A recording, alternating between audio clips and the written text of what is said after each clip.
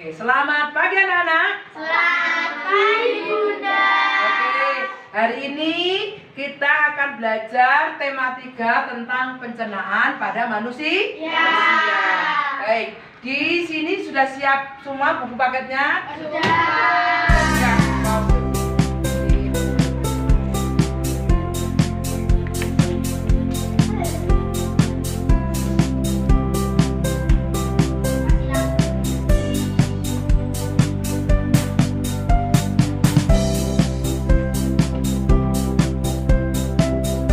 Semua siap alat tulisnya? Sudah siap? Nah, selain buku paket, sumber referensinya adalah LKS. Kemudian beliau juga akan memaparkan melalui layar di sini. Perhatikan semuanya.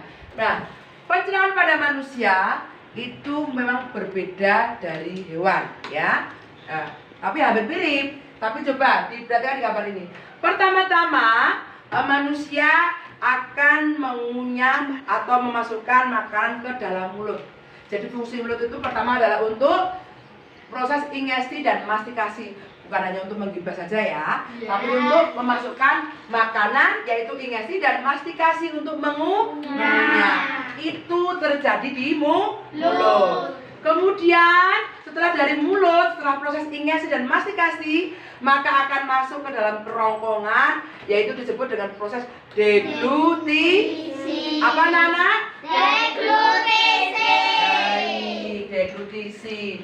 Kemudian setelah ditelan, maka makanan akan masuk ke dalam lambung. Di dalam lambung itu apa yang terjadi prosesnya? Proses digesti. Ada yang tahu? Proses digesti. Proses digesti, yaitu apa? Ada yang bisa menjelaskan? Pemecahan makanan dari zat kompleks menjadi molekul. Iya. Proses pemecahan makanan ya. Proses pemecahan makanan. Jangan dibantu oleh enzim di sini ya. Sudah dikunyah tapi di sini masih diolah lagi, dikunyah lagi, dilembutkan lagi karena akan masuk ke dalam usus halus. Maka ketika lambung kamu sehat, maka proses pemecahan juga bagus. Nah, setelah dari lambung akan masuk ke usus halus. Di sini terjadi proses lagi. Ada yang bisa menjawab proses apa? Mas Bara bisa? Ya. Baik. Mas Ai, ada yang bisa jawab tentang apa di dalam usus halus ini adalah proses apa Mas Ai? Proses penyerapan sari-sari makanan yang terjadi di usus halus. Oh iya, betul, Mas Ai pintar. Yaitu proses absorpsi adalah proses penyerapan sari-sari makanan yang terjadi di dalam usus halus. Sampai di sini paham? Baik. Oke. Setelah tadi Ai menjelaskan bahwa absorpsi itu terjadi di usus halus, penyerapan sari-sari makanan, maka bentuk olahan tadi pun digiring. Setelah di sini masih dalam bentuk cairan, ada makanan yang dibentukannya halus, ada airnya dan digiring menuju ke mana? Ke usus besar. Iya, di usus besar juga masih ada proses penyerapan ternyata anak-anak. Apa yang diserap di sini?